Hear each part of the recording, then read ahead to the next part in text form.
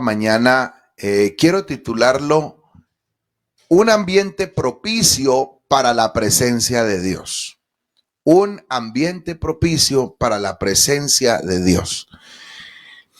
Estaba pensando en que todos deseamos la presencia de Dios, bien sea en nuestra vida, en nuestro hogar, y queremos de verdad y necesitamos la presencia de Dios en todos los asuntos que emprendemos.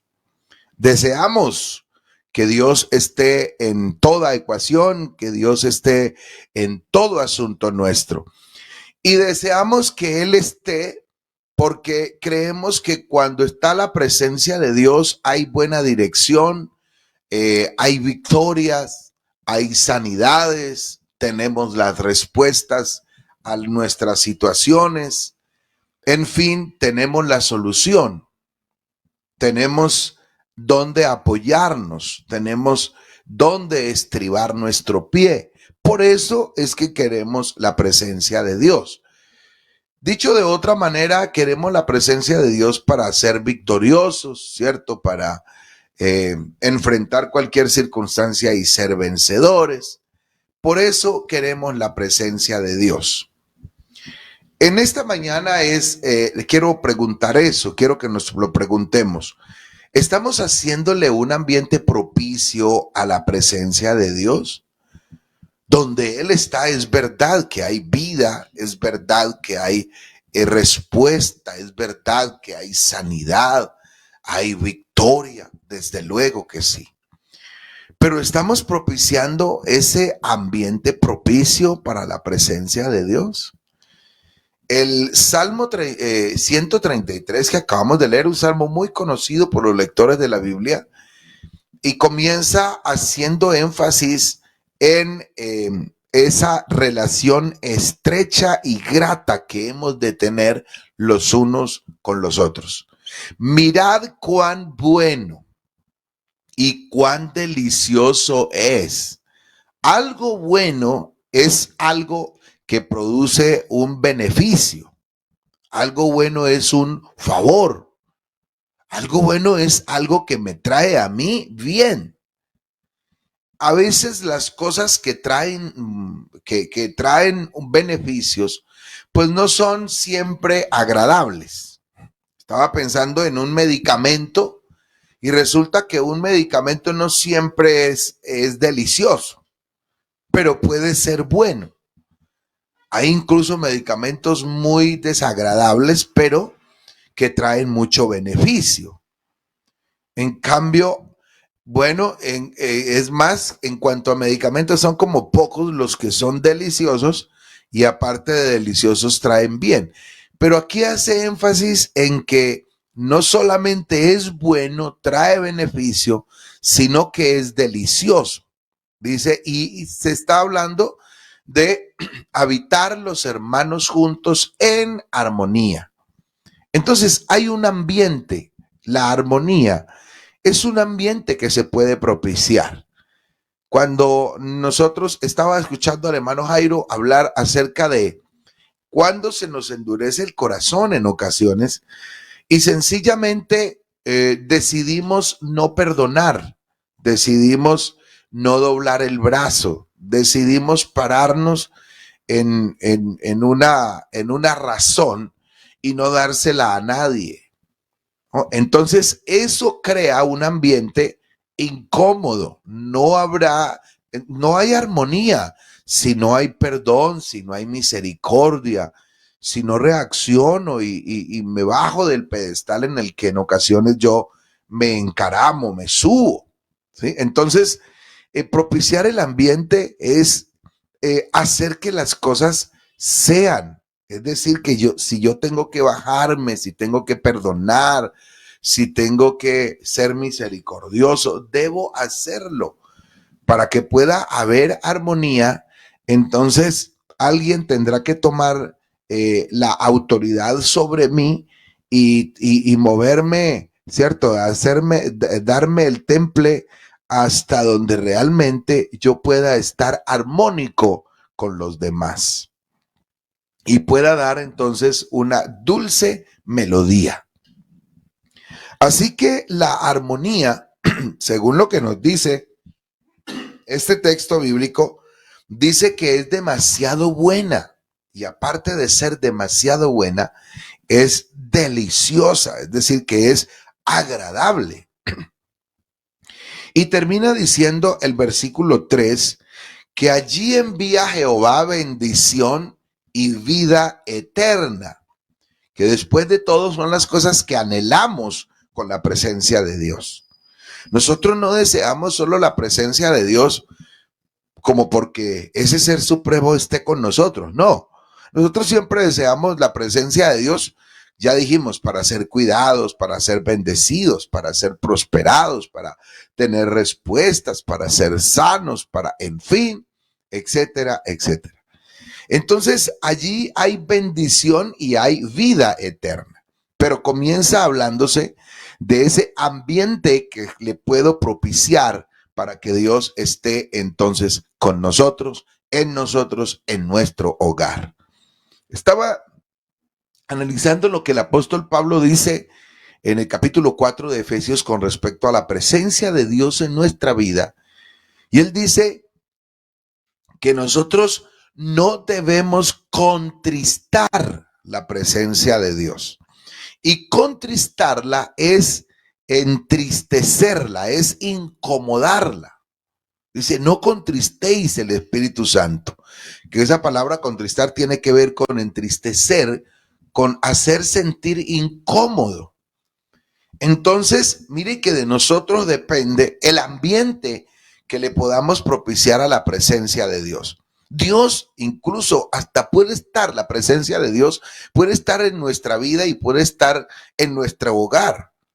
Pero a veces lo que hacemos no es crearle el ambiente afable para que Dios derrame, como ya leíamos en el Salmo 133, bendición y vida eterna, sino que más bien lo hacemos sentir incómodo, lo entristecemos.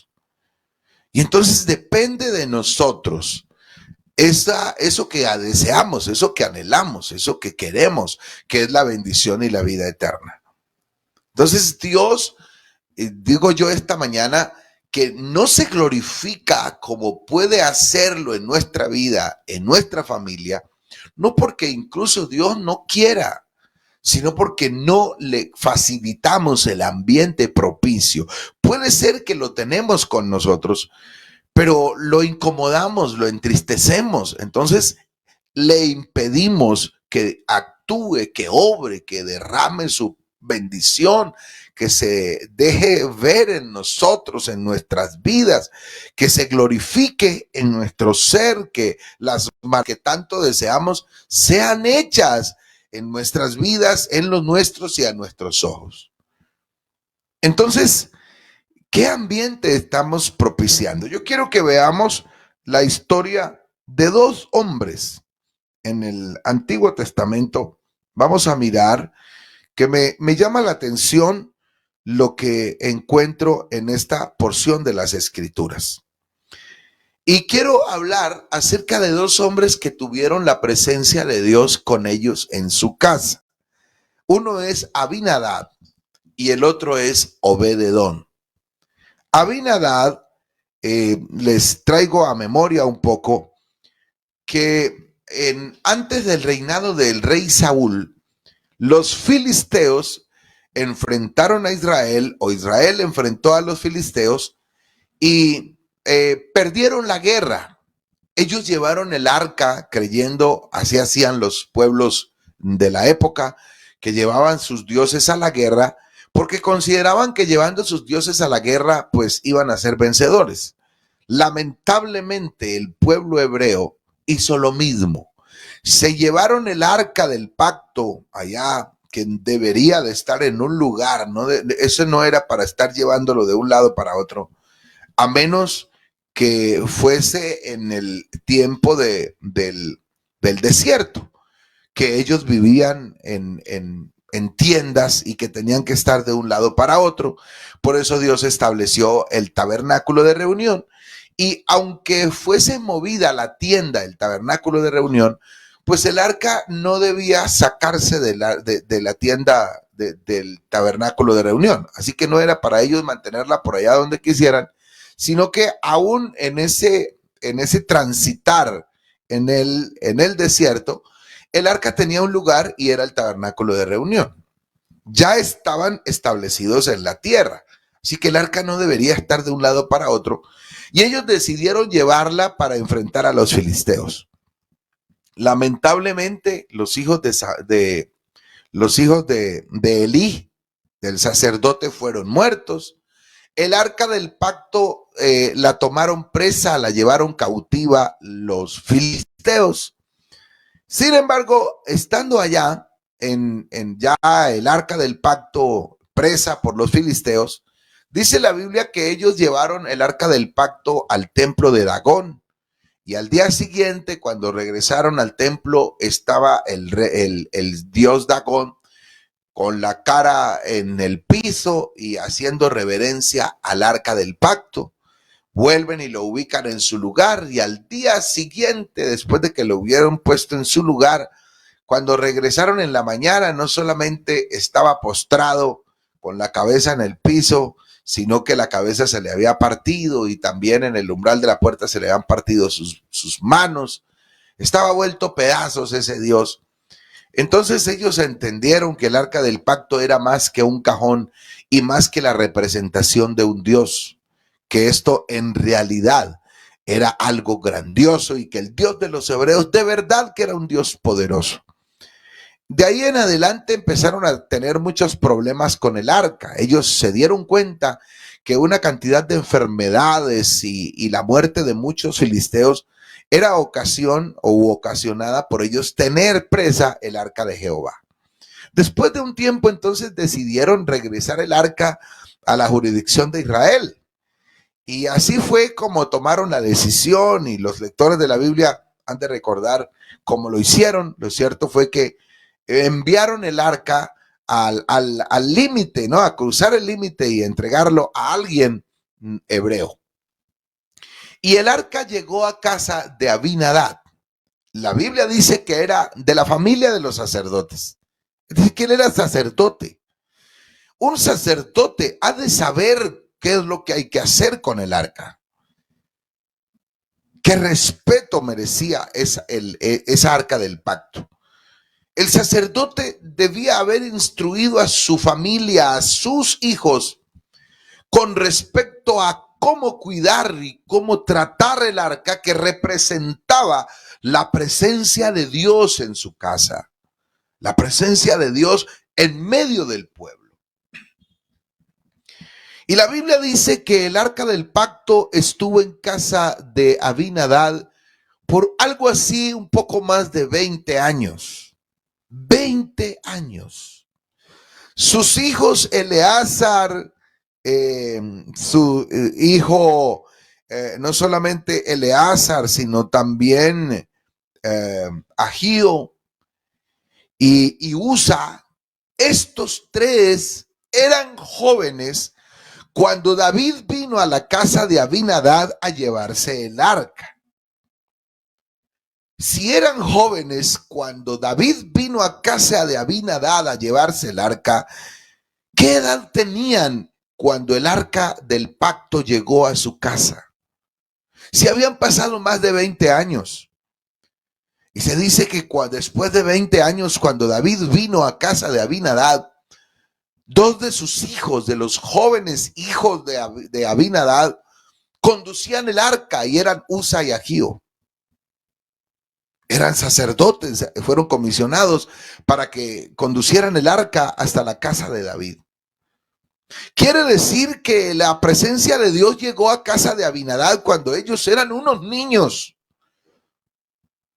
Estos días me preguntaba qué pasó con Abinadab. ¿Qué sucedió en la casa de Abinadab? ¿Cuál fue la instrucción que recibieron Eleazar, Agío y Usa? Parece que la familia de Abinadab se acostumbró a la presencia de Dios y se volvieron, después de todo, irreverentes con la presencia de Dios. No sé si la costumbre de tener la presencia de Dios nos lleva a volvernos irreverentes, a perder el valor de la presencia de Dios. Sabe que normalmente cuando tenemos las cosas y inicialmente para nosotros tienen un gran valor, pero después de tanto tenerla con nosotros, pierde el valor. Alguien quiere comprarse una bicicleta. El anhelo y sufre y hace esfuerzo y gloria a Dios, se compró su bicicleta. En los primeros meses esa bicicleta permanece lavada, limpia, bien aceitada, bonita, los primeros meses. Normalmente después de unos meses ya no permanece tan limpia y no es tan cuidada y no está tan bonita. Nos pasa con el carro, nos pasa con la computadora, nos pasa con muchas cosas, que primero hay la emoción de tenerlo y le damos un gran valor a las cosas, pero luego de familiarizarnos, de acostumbrarnos con ellas, ya no le sentimos y no le generamos, no le ofrecemos el mismo valor y los mismos cuidados, porque ya nos acostumbramos a eso. Nos pasa en el matrimonio. En el matrimonio y antes con esa dama, ¿cómo fuimos de cuidadosos, de detallistas? ¿Cuántas palabras bonitas no se le decían? ¿Cuántas cosas no tratábamos de hacer por ellas? ¿Y cuántos detalles no traíamos? Pero al paso del tiempo, cuando ya no está en otro lado, sino que está con nosotros, como si perdiésemos el valor de esa dama, de esa esposa ahora. Y no la tratamos igual y no le traemos detalle igual y no hay la expresión de la consideración del valor de igual manera, porque nos vamos acostumbrando. Y parece que la familia de Abinadab, eso está en el primer libro de Samuel, el capítulo 7, en la familia de Abinadab se acostumbra a la presencia de Dios.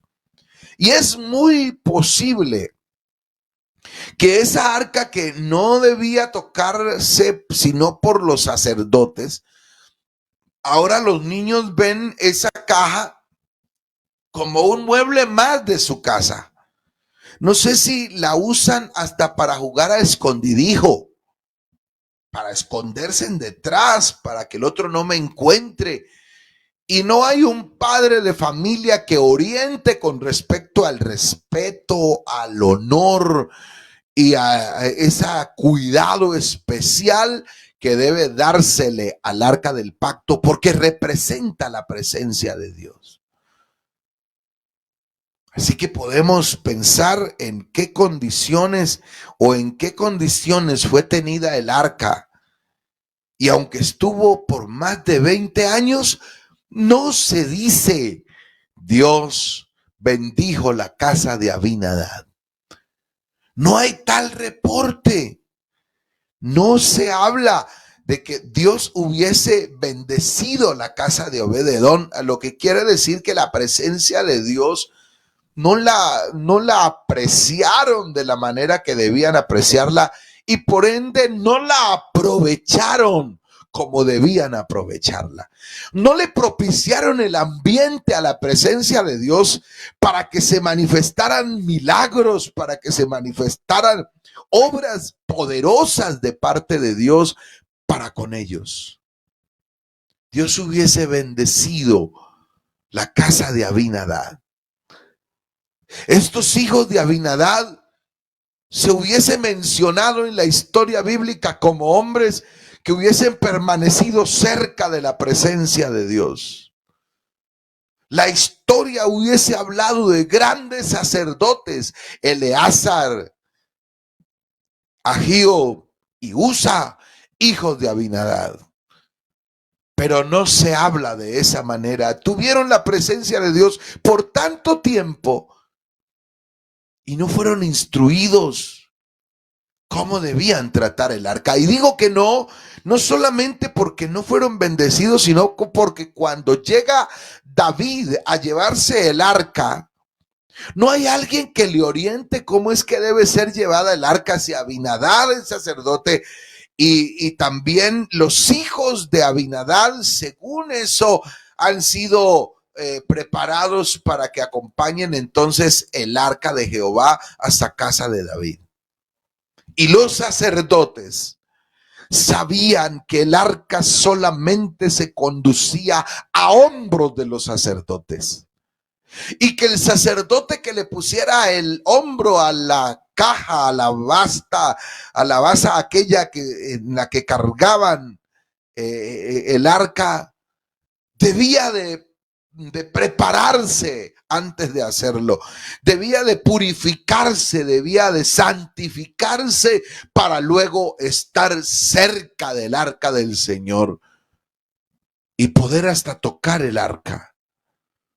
Pero la Biblia dice que cuando David llegó a casa de Abinadab, prepararon un carro nuevo alado por bueyes, y en ese carro nuevo alado por bueyes pusieron el arca de Jehová. Y la Biblia dice que los bueyes alaban el carro, y Usa y Ahío, hijos de Abinadab, conducían el arca, es decir, estaban al lado y lado del arca. Hasta por allá en el camino, cuando la escritura dice que los bueyes tropezaron y en la caja quiso como salirse, como que se movió allí dentro en el carro donde era llevada, Usa, uno de los hijos de Abinadab, extendió la mano y la furia de Jehová vino sobre él y lo mató allí. En el acto quedó muerto Usa. El rey se entristeció. El rey se angustió y dijo, ¿cómo es que hemos de traer el arca? El rey tuvo miedo que el juicio de Dios continuara con los miembros del pueblo y decidió parar el arca. Y en la primera casa que hubo por allí, pidió permiso para dejar el arca de Jehová. Y el arca de Jehová entonces vino a estar en casa de Obed Edom Geteo. Se dice que eran de los habitantes de una región llamada Gaza. Y entonces este hombre no se habla de que era sacerdote. Pareciera ser que incluso podía ser alguien mezclado. No me dice, y tampoco averigüé específicamente la descendencia, ¿no? De dónde venía Obed-Edom, pero dice que era geteo. Y este hombre geteo recibe en su casa la presencia de Dios, el arca del pacto. Pero la recibe primero que todo, seguramente con una gran reverencia. Lo primero que él siente es que por no ser de la familia de los sacerdotes no es digno. No es digno de que la presencia de Dios, el arca del pacto, esté en su casa. Y cuando alguien siente que no es digno, siente temor. Hace las cosas con reverencia, con respeto. Hace las cosas de una manera especial. Cuando alguien cree que es digno, se vuelve irreverente. Y sabe que así nos pasa a nosotros los creyentes. En ocasiones sentimos que Dios nos debe. En ocasiones sentimos que yo he hecho mucho y que no he recibido como mayor cosa. En el servicio, en el esfuerzo que hacemos para ayudar en la obra del Señor. Alguien dice, no, yo he trabajado mucho y a mí no me dan nada y a mí no me ayudan. Y mire, yo he trabajado, he hecho esto, he hecho aquello y Dios hasta aquí. No es que me haya dado mayor cosa. cuando nos sentimos dignos, somos irreverentes. No hacemos las cosas como debiéramos hacerlas para Dios. Pero cuando alguien se siente indigno, hermano, hace las cosas con temor reverente. Alabanzas al nombre del Señor. Y yo creo que es lo que pasa con Obed-Edom, que recibe el arca en su casa con toda reverencia, diciendo: ¿quién soy yo, ni siquiera sacerdote, para recibir en mi casa entonces la presencia de Dios? Y seguramente reúne a su familia y les habla de lo importante que es esa arca, lo que significa, lo que contiene esa arca. Y les insta a ser reverentes, les insta a propiciar un ambiente especial para la presencia de Dios. Y cuando la presencia de Dios es importante en nuestra vida, Dios se glorifica de manera especial. Y no pasaron muchos días y empezó a escucharse la noticia: Dios ha bendecido la casa de Obed-Edom. Y esa noticia llegó hasta la casa del rey. Hay una bendición extraordinaria en la casa de Obed-Edom. Seguramente llamó a su familia y les recriminó de pronto acciones que habían en medio de la casa, actitudes y trato que había de pronto no acorde. No era un trato bonito el que tenían entre ellos, pero hay un hombre que llama la atención de todos y les dice: tenemos que cambiar eso, tenemos que modificar esa actitud, tenemos que cambiar nuestra forma de hablar y de actuar aquí, porque aquí está la presencia de Dios. Y ese ambiente que fue propicio a la presencia de Dios trajo para Obed-Edom y para su familia bendición y vida eterna. Dios bendijo la casa de Obed-Edom. ¿Cuánta diferencia hay entre la casa de Abinadab y la casa de Obed-Edom? ¿Y cuánta diferencia de tiempo que estuvo la presencia de Dios en casa de Abinadab y en casa de Obed-Edom? ¿Cuántos años hace que tenemos la presencia de Dios con nosotros? Bueno, yo diría, antes de que esté en la vida suya y en mi casa, en su casa, la presencia de Dios, ¿de qué manera la trajiste? Porque esa es otra. A veces queremos traer la presencia de Dios de cualquier manera, a la manera de nosotros. Y me parece que fue lo que le pasó al rey David. El rey David quiso traer el arca del Señor a su casa, a su ciudad, a su tienda, de la manera que a ellos se les ocurrió. Por eso dice la Biblia que era en un carro nuevo alado por bueyes. Y pretendía que los sacerdotes al lado y lado la sostuvieran en caso de algún percance en el camino. Pero no era así. Es más, venía tremenda fiesta. Pienso que en esa oportunidad el rey había venido en uno de sus mejores caballos.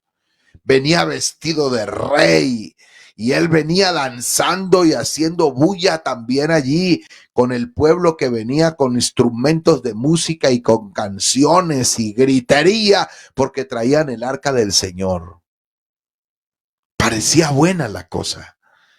Parecía una buena decisión, pero ellos querían traer el arca a manera que a ellos se les ocurrió. Y la presencia de Dios no la traemos a nuestra vida y a nuestra casa de la manera que se nos ocurre a nosotros. Esa es la manera de Dios. Y David luego averigua y entiende que es de otra manera, que no fue como ellos pretendían. Y eso le dijo a los padres de los sacerdotes, les dijo, pues por no haberlo hecho así como él había ordenado, por eso no la pudimos traer la primera vez. Y entonces ahora llama a los sacerdotes y les dice, hemos de recordar que el arca del pacto no puede traerse en carro nuevo o de otra manera, sino a hombros de los sacerdotes. Y esos sacerdotes han de estar preparados conforme a lo que Moisés instruyó que debían estar preparados.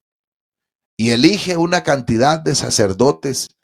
Y la Biblia dice que los puso en un lugar especial a que se prepararan. Dice que se santificaron los sacerdotes, los que habían de estar cerca del arca y ponerle el hombro. Se santificaron. Alabanzas al nombre del Señor. Lo hizo de acuerdo a como Dios lo había instruido. Pero hay algo glorioso en esa historia. Y es que los que podían hacer uso de efod de lino, el efod era un traje especial para los sacerdotes y por ende quienes podían usarlo eran los sacerdotes. Ellos eran los que podían estar vestidos de efod de lino. Pero la Biblia dice, extrañamente la Biblia dice, que cuando fueron la segunda vez a traer el arca del pacto a la casa de Obed-edom, David iba vestido de efod de lino. Ya el rey no iba en el caballo, en el mejor caballo, y vestido con esa mejor atuendo real. No se trajo la corona más brillante ese día. No se trajo la capa de mayor color, más vistosa ese día, sino que se vino vestido de efod de lino. No dice la escritura, pero tuvo que haber sido que David se metió a purificarse con los sacerdotes, a santificarse con ellos, y como pasó el tiempo de la purificación con ellos, se puso un efod de lino, un vestido de sacerdote, porque anhelaba estar cerca de la presencia de Dios. Eran solo los sacerdotes los que podían estar cerca y ponerle el hombro incluso a una de esas astas en las que era cargada el arca. Y para ello, entonces David se purificó con los sacerdotes, se santificó. Y para ello no sé si pudo haber negociado con uno de los sacerdotes que no estaba tan ubicado, le prestó la capa del rey mientras traían el arca a su casa, para que éste le prestara el efod de lino. Y entonces la palabra del Señor dice que fueron a casa de Obed-edom, y ya no en carro nuevo, sino a hombros de los sacerdotes, y daban unos pasos y sacrificaban animales. Y me llama la atención que la Biblia dice que David sacrificó. Para poder sacrificar y vestirse de efod de lino, tenía que ser sacerdote, aunque no era de la línea de los sacerdotes, pero se metió a la purificación con ellos y se puso efod de lino e iba cerca del arca. Y así trajeron el arca del pacto a Jerusalén, a Sión, con gran alegría. Dice la palabra del Señor que Jehová les venía ayudando en esto. Dice, y ayudados por el Señor, trajeron el arca del pacto a Sión, al lugar que David le había preparado. Y venían cantores, venían músicos y sonaban instrumentos de música, y el pueblo venía danzando y glorificando a Dios, esta vez de la manera que Dios les había dicho que debía traerse o transportarse el arca del Señor. Y vinieron con gran gozo y con gran alegría. Y cuando entraron al lugar, entraron a la ciudad, la Biblia dice que Mical, esposa de David, lo vio desde por allá, desde lo alto, y lo menospreció. Consideró que David era mucho personaje para estar vestido de cualquier manera. Y cuando tuvo la oportunidad, le dijo: como un cualquiera te has desnudado. Y no era que estaba desnudo, estaba vestido de sacerdote. Pero cuando hay humildad, cuando hay reverencia, cuando nos sentimos indignos en la presencia de Dios, entonces hay reverencia para con Dios y hay temor. Y David le responde a Mical: lo he hecho delante de Jehová, el Dios que me ha puesto en el lugar de tu padre. Lo estoy haciendo ahora y lo haré las veces que sean para glorificar y honrar a mi Dios, al que le debo todo. Alabanzas al nombre del Señor. Alabanzas al nombre del Señor Jesús. Esto hizo a David. Pero Obed-edom, la bendición de Obed-edom continúa. La Biblia dice que no solamente Dios bendijo a Obed-edom, sino que hubo algo glorioso también en casa de Obed-edom. Y es que la historia bíblica menciona que Dios bendijo su casa, a sus hijos, pero bendijo también a sus próximos, a sus cercanos. Y hubo un momento en el que la palabra del Señor dice que la cuota que puso Obed-edom para estar cerca del arca, unos porteros, otros tocando instrumentos, pero estando cerca del arca de Jehová, fue de 72 personas. 72 de la familia de Obed-edom permanecieron allí en la presencia de Dios, cerca de la presencia de Dios, viendo la presencia, el obrar de la presencia de Dios. Todo porque hubo un hombre que le propició un ambiente especial a la presencia de Dios. ¿Qué ambiente le propicias a la presencia de Dios? Primero, ¿de qué manera pretendes tener la presencia de Dios en tu vida, en tu familia? Recuerda que no es de la manera que así a ti se te ocurre. Es a la manera que Dios ha dicho. Y Dios ha dicho que la gente debe ser santa para que la presencia de Dios esté.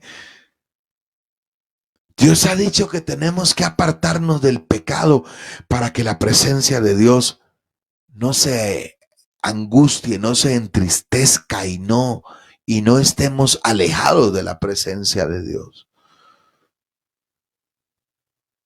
Dios ha dicho que es con reverencia. Y Dios ha dicho que es propiciándole un ambiente de armonía. Porque donde hay armonía, allí está la presencia de Dios derramando bendición y vida eterna. Para que tu familia sea alcanzada por el Señor, no basta tener la presencia de Dios en su casa. Abinadab tuvo la presencia de Dios y bastante tiempo. Oh, que a partir de hoy no querramos solo tener la presencia de Dios. No solo le reclamemos porque yo soy evangélico, reclamemos la salvación de nuestra familia. Porque puede ser que soy evangélico hace años. Puede ser que las Biblias hace tiempo se ven en mi casa. Pero no hay respeto y reverencia para la presencia de Dios. Alabanzas al nombre de Jesús. Que el Señor nos ayude, que el Señor nos dirija, que el Señor nos guíe para propiciar un ambiente donde la presencia de Dios se suelta en bendición y en vida eterna. Cuando la Biblia menciona de un hombre al cual se le dijo: serás salvo tú y tu casa, la salvación de la casa no era simplemente porque él recibía o porque la presencia de Dios estaba en su casa, sino porque él daba testimonio de que allí estaba la presencia de Dios. Así que la presencia de Dios sin ese ambiente no va a hacer lo que puede hacer y lo que queremos que haga en medio nuestro. Pero si hay un ambiente especial, si hay gente reverente, si hay gente temerosa, si hay gente que depone su ego para agradar a Dios, si hay gente que es capaz de perdonar para agradar a Dios, si hay gente dispuesta a dar lo que haya que dar para que la presencia de Dios esté allí y se glorifique en medio nuestro, allí Dios va a enviar bendición y vida eterna. Alabanzas al nombre del Señor Jesús.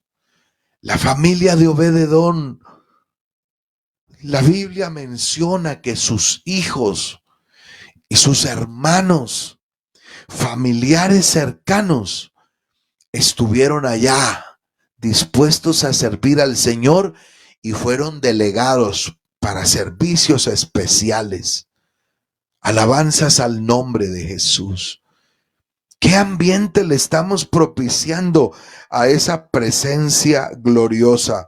Pues la palabra del Señor nos está diciendo: mire cuál bueno y cuán delicioso es donde se viva en paz, donde haya armonía, donde el orgulloso se baje, donde el petulante todo su petulancia, donde el que tiene mayor voz y grita más duro baje su voz, donde entendamos que todo monte se baje y todo collado se doblegue, porque está la presencia de Dios. Allí Dios va a enviar bendición y vida eterna. Queremos, de verdad, seguro que ustedes, al igual que yo, deseamos milagros de parte de Dios. Usted necesita que en casa no siempre otro tenga que venir a orar por una necesidad, por un enfermo. Usted necesita tener la autoridad para que sea usted el que invoca el nombre del Señor y pueda haber un milagro, pueda ver a Dios obrar. Pero ¿cuál es el ambiente que estamos propiciándole al Señor? Qué triste que la historia diga de nuestra familia: se perdió. La ira de Jehová se encendió contra este y contra aquel y murieron. De una casa donde estuvo tanto tiempo la presencia de Dios. De una familia que sabían tratar el arca, que sabían los pormenores para poder tener cerca la presencia de Dios. Qué triste, pero qué alegría cuando alguien que no sabía mucho de tratar el arca se dispuso su corazón para hacerlo de la mejor manera, y de él se habla no uno ni dos, sino 72 de la familia de Obed-edom estaban sirviendo de porteros, tocadores de instrumentos, cantores, y estaban dispuestos incluso a ponerle el hombro al arca de Jehová. Alabanzas al nombre de Jesús. Hoy queremos la gloria de Dios obrando a nuestro favor. Este año 2023 anhelamos, yo no sé si al partir el año usted pidió con anhelo en su corazón, con cierta angustia, con cierto deseo, que fuese un año diferente para con su familia y para con los suyos. Pues vamos a proponernos desde ahora que el arca del pacto, que la presencia de Dios no pase sin pena ni gloria en nuestra vida y en nuestra familia, sino que veamos la gloria de Dios y que otros puedan oír la noticia. Dios está bendiciendo el hogar de fulano de tal. Dios está bendiciendo la familia de Marcos, la familia de Antonio, la familia de Alonso, la familia de Jairo, la familia de Mateo, la familia de María. Esas familias que alguien diga, Dios está bendiciendo esa familia. Que la noticia corra y va a correr si le propiciamos el ambiente que Dios quiere que le propiciemos a su gloriosa presencia. Yo quiero invitarle a orar esta mañana en el nombre de Jesús. Dios está dispuesto a obrar. La presencia de Dios está dispuesta a manifestar su poder a favor suyo y de los nuestros. Vamos a pedirle al Señor que podamos hacer ese ambiente tan propicio, que desde el día de hoy veamos la gloria de Dios obrando a nuestro favor. Oremos en el nombre de Jesús. Señor Jesús, estamos en su presencia. Eres el dueño, eres el Señor de todo lo que existe. Te rogamos, Señor, que tu presencia la podamos disfrutar, que tu presencia, Señor, de verdad nos podamos beneficiar de ella. No es porque no quieras, sino porque le propiciamos un ambiente negativo, lo contristamos, lo entristecemos, lo incomodamos, pero que a partir de hoy nuestro esfuerzo sea, oh Dios, no contristarte, que tu presencia se glorifique de tal manera que los milagros que he anhelado y que necesito que se hagan, sean hechos en el nombre de Jesús.